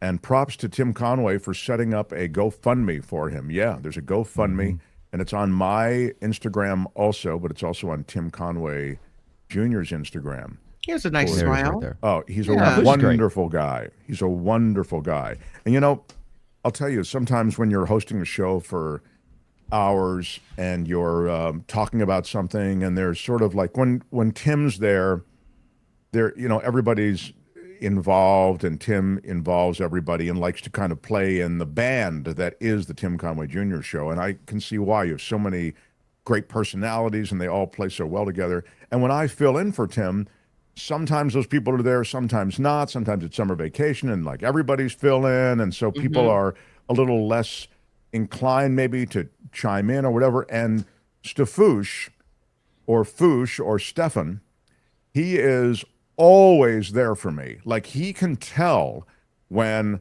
like there's just a moment where I'm actually looking for somebody to interact with, and he steps up. He's quite intuitive that way. He's a wonderful guy, and he had this insanely awful car wreck. He swerved to avoid another car, and his car hit the solid embankment and burst into flames. Isn't that what happened, Tony? No. I mean, and Good Samaritans pulled him out of the car and stuff, and Good Samaritans pulled him out of the car, kept him calm, and it's a miracle that he's still alive. And is he still in the hospital, or is he going to be okay? Yeah. He'll be in the hospital for a while. Oh no. I mean, his car was consumed by flame. It was not. It looked. I don't want to find video. It looked unsurvivable. We're not showing it to you because it's so disturbing. If you really want to see it, you look on my Instagram or you look on Conway's. Mine is Mark Thompson TV, and Conway's is Conway's show. Yeah. But anyway, we love him. He is going to survive, which by no means a presumption that we all had when we got the news. Yeah. And a GoFundMe has been set up, so that really is cool, Luis, that you bring it to our attention here, because that is, that's brother Stefan over on iHeart, and we also are on iHeart Radio. This podcast launches on iHeart soon after we get done. The only place you can see us live or hear us live is on YouTube, but after that we go up to iHeart. So anyway, I'm there all the time, as you know. I love those people at KFI, and I love this kid so much. So thank you, Luis, for pointing it out and bringing it to our attention. So good stuff. The Mark Thompson Show. No panic attacks about the National Guard in DC, just me, says Noe Marie Clarity for a $5 super chat. I just got my Make Love Not Fascism shirt and not trying to get arrested. Yeah. It's weird that Trump is all hot and bothered to bring in the National Guard to D.C., but when January 6th is going down, just couldn't find that speed dial. Couldn't make it happen. Yeah, weird. Yeah, thousands of people engulfing the Capitol. Can't find the National Guard call. But, wow, one of his tech bro wannabes gets beat up in Washington, and, wow, we're going to take over the whole city and clean it up. Man. Tony Ladotti says with a $5 super chat, isn't Steve Witkoff upstaging Marco Rubio? Will Trump fire Marco and make Witkoff the new SOS? Secretary of State, that would be. Witkoff is the guy, of course, who is handling the negotiations. He's handling the Middle East negotiations, the negotiations around Ukraine. I don't know what's happening there. I think Witkoff is of questionable competence, just like all of these Trumpies are. I mean, look up Witkoff. Google him. Read about him. Read about this guy Witkoff, and you tell me if he's the guy who should be running anything. He's a real estate guy. He's a real estate guy like Trump. He's a billionaire real estate guy. And, Trump plays golf with him all the time. He's one of his favorite golf buddies. And so he ends up handling these negotiations in the Middle East and in the Russia-Ukraine matter. I mean, if Marco Rubio could learn to play golf, he could probably do better in this administration. I don't know. You can say that's Trump derangement syndrome, but you'll have to show me whether that's wrong. Angel in the Bay Area, puff, puff, pass. Not enough for me to vote a third term, though. She's saying, love that weed is getting legal, maybe, but it's not enough to Where are my weed smokers at? Yeah, to vote in the man for a third term. Yeah. I wanted to share with you an immigration story because I've talked before about the fact that I think some of these stories are so remarkable. The immigration policy seems so disorganized, so brutal by design. And now there are questions about what should happen with these minors. What should happen with the younger people who are part of these immigration raids. And so it's being suggested that there need to be limits on detaining children, and how and what form would these limits take. Tony Gonzalez, who is a Republican from Texas, saying that possibly there need to be limits when it comes to the detention of immigrant children. Do we have this video? Go ahead if you do. This is from Face the Nation on Sunday. It's that the Trump administration is trying to do away with limits on child detention. One of ICE's only family detention facilities is in your district in Texas. And you did vote for the One Big Beautiful Bill. And it includes a provision that allows families with children to be held indefinitely, which contradicts that long-standing precedent of putting a 20-day limit on detaining children. Do you think that needs to be changed in future legislation? Should there be limits on detaining kids? Possibly. I mean, the legislative piece is a much more long road. What I've seen under both the Biden administration and the Trump administration is that it's a delicate balance, right? How do you keep families together? How do you make sure that there is coordination to what country they're going to? But what we don't want to see is somebody indefinitely held without having due process. But what we do want to see is after that due process is completed, that they're immediately removed in a humane environment. And, I visited these facilities under both administrations, and I've never had a problem with ICE facilities. They've always allowed me to view everything I wanted. I've taken pictures, I've done videos, I've spoken to people that were there. And I think that's the important part. Our government needs to be transparent to what's happening. And we would love to take our cameras into some of those facilities if you could help us do that, sir, because we don't have that access. And I know a number of those immigration advocates have said that. They are frustrated they don't have more access now to. So there you have it. The idea that you're going to try to work around the detaining of kids and the laws on the books on the detaining of kids. That's really what he's talking about.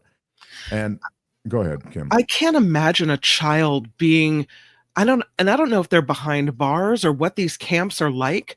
What is there for them? Are there teachers there? Are there, what does that look like when you have a child that has been detained for long term?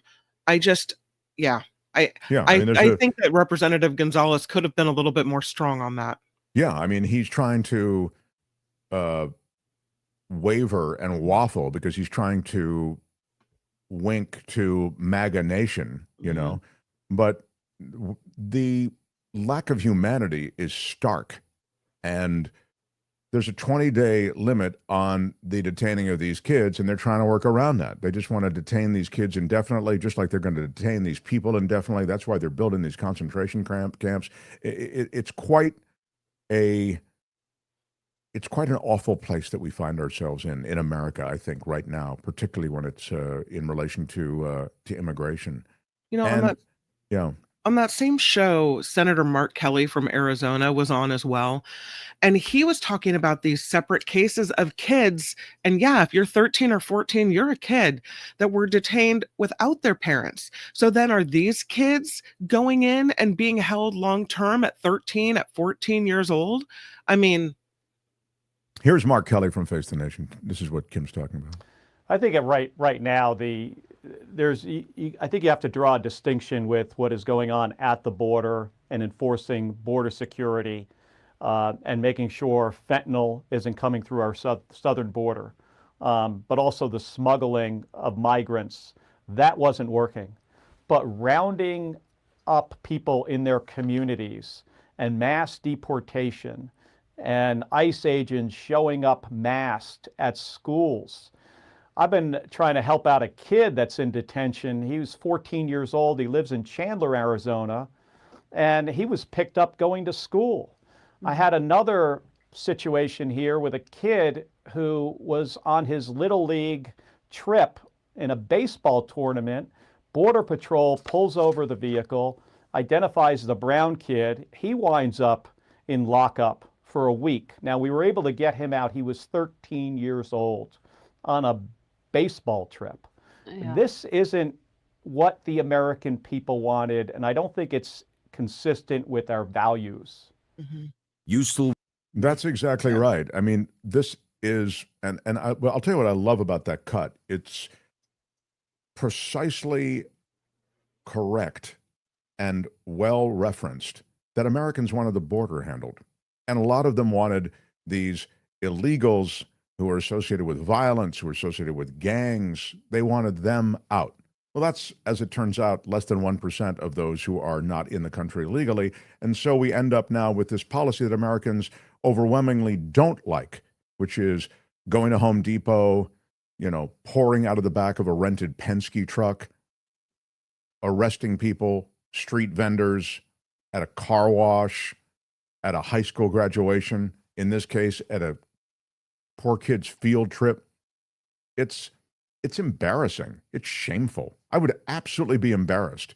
You have to be Dean Cain, who is this guy looking for the publicity and the spotlight again, to go, I'm proudly going to enlist as an ICE agent, looking forward to carrying on President Trump's policies. I mean, it's just moronic. It really is shameful. And so, again, Americans, all of us recognize the problems with a porous border, southern border. But that was a far cry from what's happened now, this immigration policy, and now a supercharged ICE arm of the federal government, flush with money, as you know, advertises all of these things. I mean, part of what they do is the media machine to feed the propaganda of what they are doing.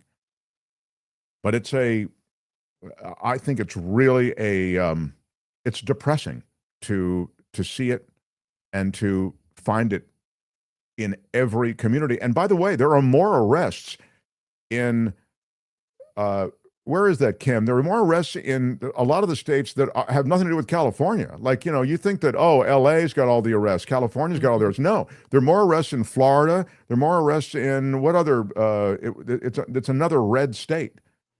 Texas. What am I thinking? It's Texas. Texas and Florida, they have way more arrests. Yeah. And a way more detaining of quote illegals than you'll find in California. But if you listen to the media coverage, it seems like, everything's happening in California. We must be like 99% made up of undocumented folks here. Yeah. But no, it's not. Most of the arrests are happening in other states. It's just deeply troubling. Mm-hmm. And I wanted to share one story. This, I don't know if I can do a reducto on this, but basically there are a lot of Mexican Americans who are rethinking their support for Donald Trump. And he got a big chunk of Latino vote. Yeah. He got more Latino vote than Biden.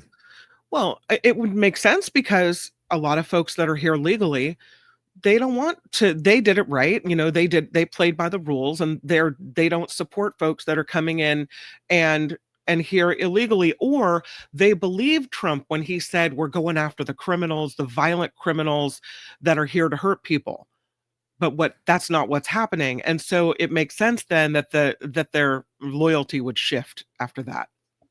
After being wrongly deported, a South Texas man and his family navigate realities of shifting immigration policies. Jamie Galvan Sanchez has lived in the U.S. for more than 20 years. He was deported in less than 24 hours without due process. He was allowed to return, but his family is still suffering in that aftermath, and they're just laying low now. They use the app to locate their dad, and they found him south of the border within 24 hours of his detainment. He was being detained in Mexico. So now they are kind of hiding out.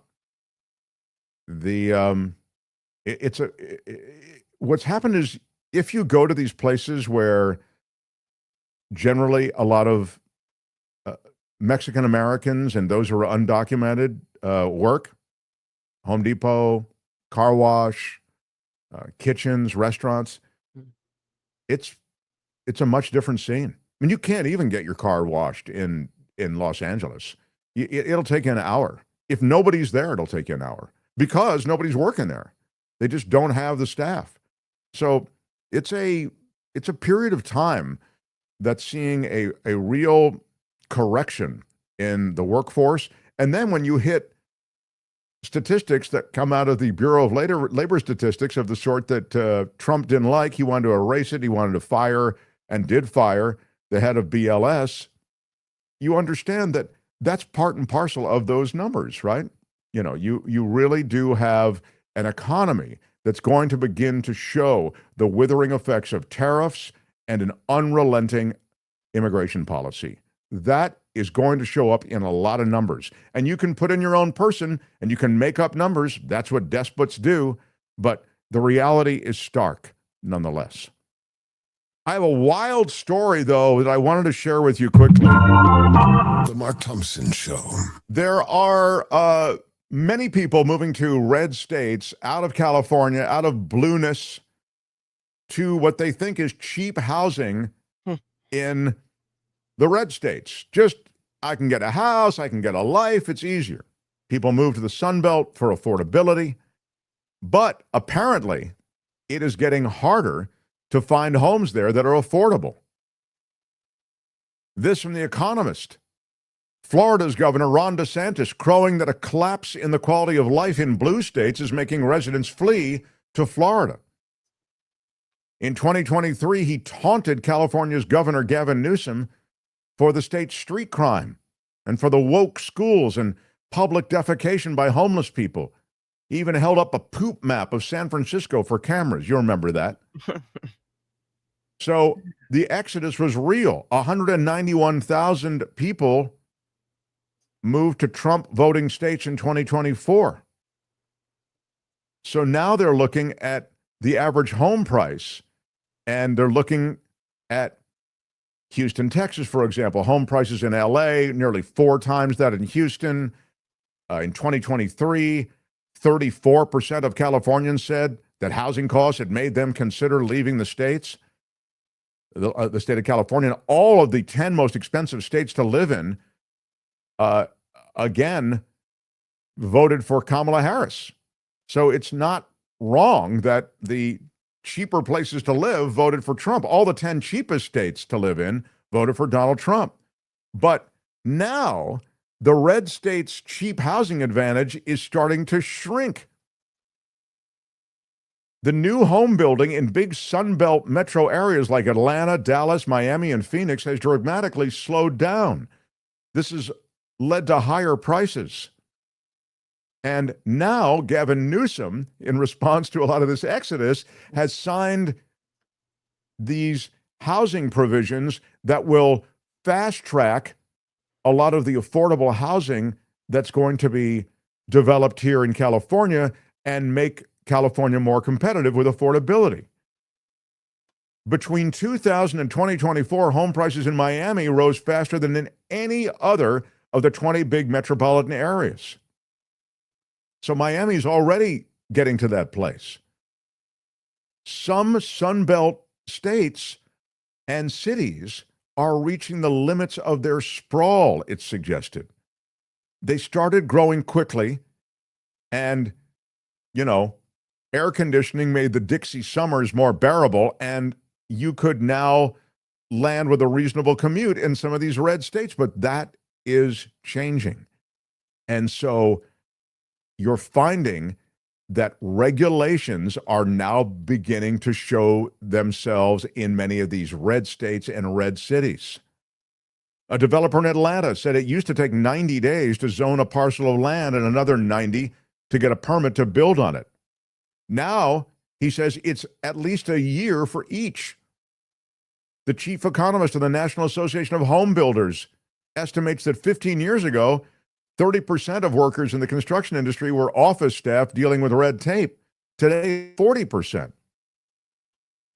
They say that educated folks who move to the Sun Belt for cheaper housing may have turned sort of into that not in my backyard kind of toward preserving their neighborhood. So the very culture that exists in California is now something that's been exported by all of this that's shown up in the red states.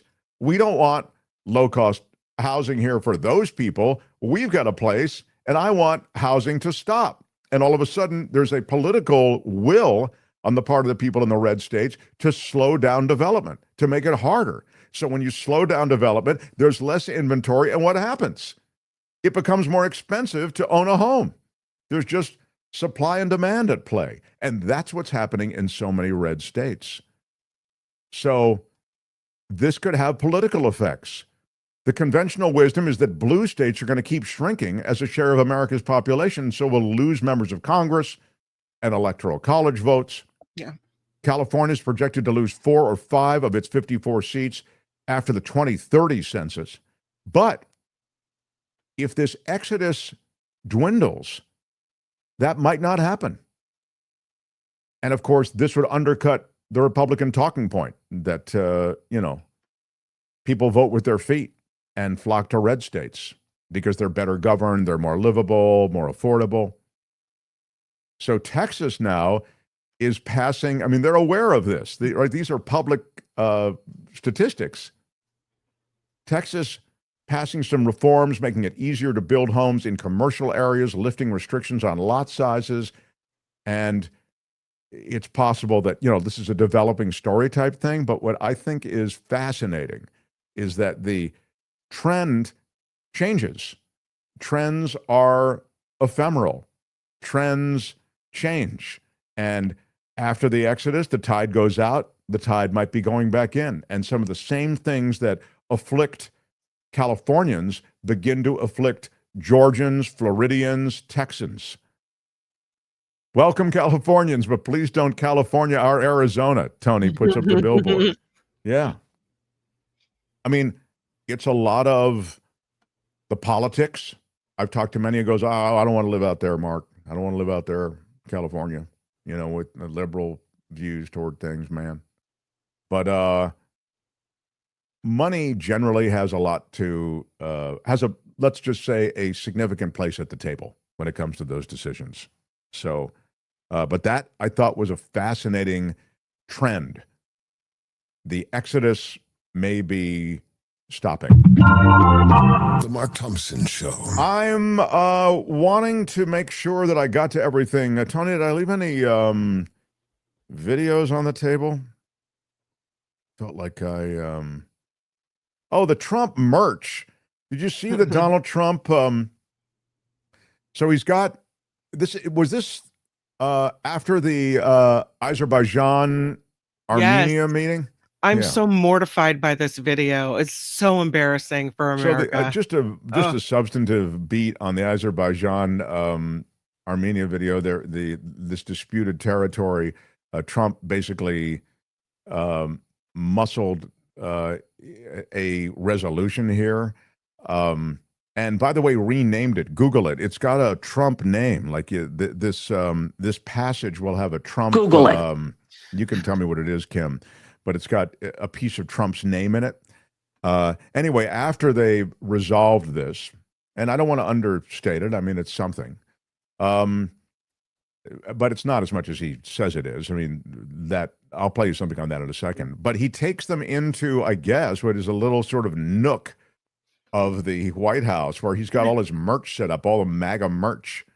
So direct your gaze, if you're watching on YouTube, to these moments as Donald Trump, who is the manager of the merch store on this day, I guess the regular manager didn't show up, tries to fit his latest customers who are just out of this negotiation with some MAGA merch. They love this for your wife. Oh, yeah. Scarf. Good Great. stuff. Thank you. Can you put the key in here, whoever's taking it? That's important to not to lose that. Yeah. But you have your key? No. Okay, good. I had this one for you, but I like that box better. Yeah. I had that one for you. You're not allowed to run them. So, because I'm 28 points higher than anybody. Yeah. Everybody wants me to run, but including us. It's funny. So this drives me crazy. Look, 4 more years. They go 4 more years. That's the Trump 2020. So it's sort of cool. Fellas, come on, grab what you want. It's okay. Yeah, grab what And you he want. goes on and on, trying to give him the Trump 2028 hat. And what's the president of Azerbaijan supposed to say? No, thank you. Well, I like the So way he has he said. He said Yeah. they all want me to run again. They all want me to run again, including us, Mr. President, including us. We all want you. And you know, a lot of this fast dash to these various meetings is associated with him wanting to be the recipient of the Nobel Peace Prize. I mean, that's what he's going for. Obama got it and shouldn't have. I mean, honestly, but he wants it also.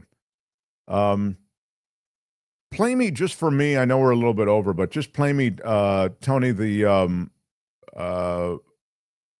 it's John Bolton from the ABC show this weekend. Yeah. This is what I like about this is he'll just give you a little quick checklist of how fraudulent, in a way, the Trump hand is in making peace and on the way to this Nobel Peace Prize. Go ahead.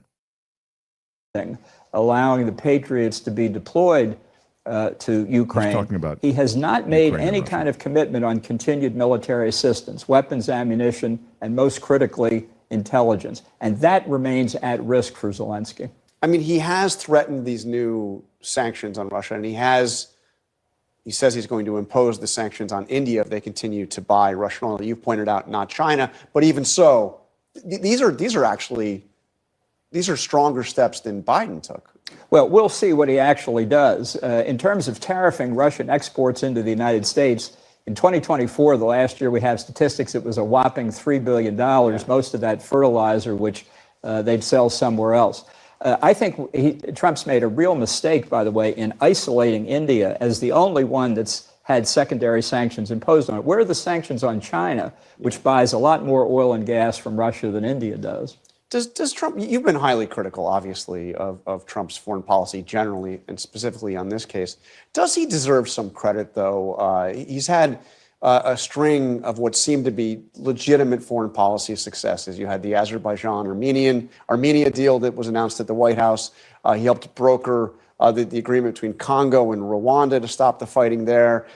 He also helped to broker the agreement between Cambodia and Thailand. I mean, they're talking Nobel Peace Prize. I don't expect you to endorse the Nobel Peace Prize for Trump, but doesn't he deserve some credit for all of this? Well, I don't think what he has done materially changes the situations in any of those circumstances or several others he's mentioned, like Pakistan, India, where the Indians, not just the government, the entire country, are outraged that he tried to take credit for that.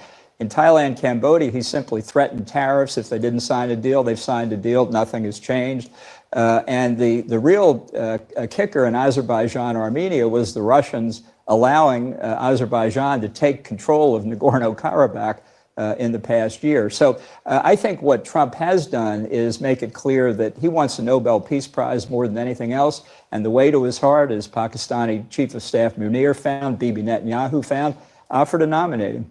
So before you go, I thought gave you sort of a drill down on the realities concerning Trump is trying to stamp his name onto a lot of things and a lot of these negotiations. But apart from that, there's no substantive way in which you can attribute any great breakthrough to Donald Trump. And even the pursuing of this meeting with Putin leaves Zelensky out. We've talked already today about the way in which you have nothing for Zelensky except a call saying, here's what Putin and I have worked out for you.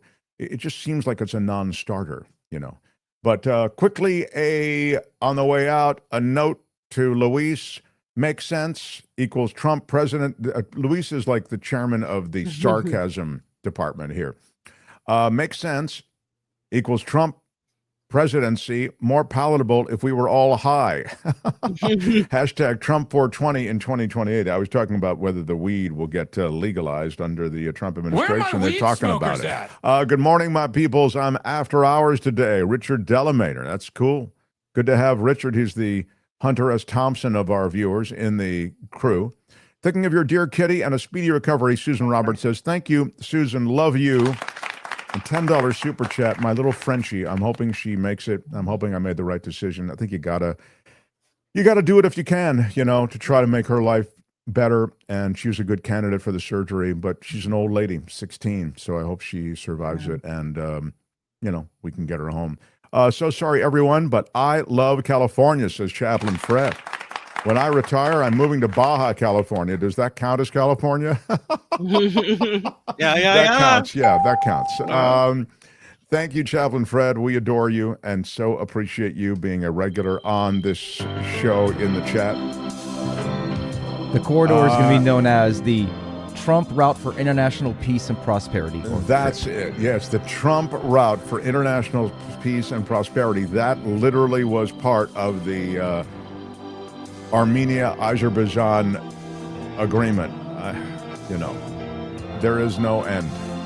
So, thank you, Tony. Appreciate your hustle. I know you got another gig to get to, so Thanks, Tony. I'm always getting Obviously Tony in running between Conway gigs. tonight. Man's got to live. Kim's also got another gig. Can I get some people in here who, this is their thing? Just for... No? Is that odd? Okay. Thank you, everybody, for supporting us the way you do. Tomorrow, the great David K. Johnston joins us, and I count on all of you being here then. Until then... I'm Shadow Stevens for the Mark Thompson Show. Bye-bye. Wes is saying the housing crunch in Florida is real. My house was bought for $245,000 in 2019. Redfin says it's $345,000 now. So, well, go to Florida and buy a house, I guess, then, huh? Until tomorrow, thanks, everyone. Bye-bye.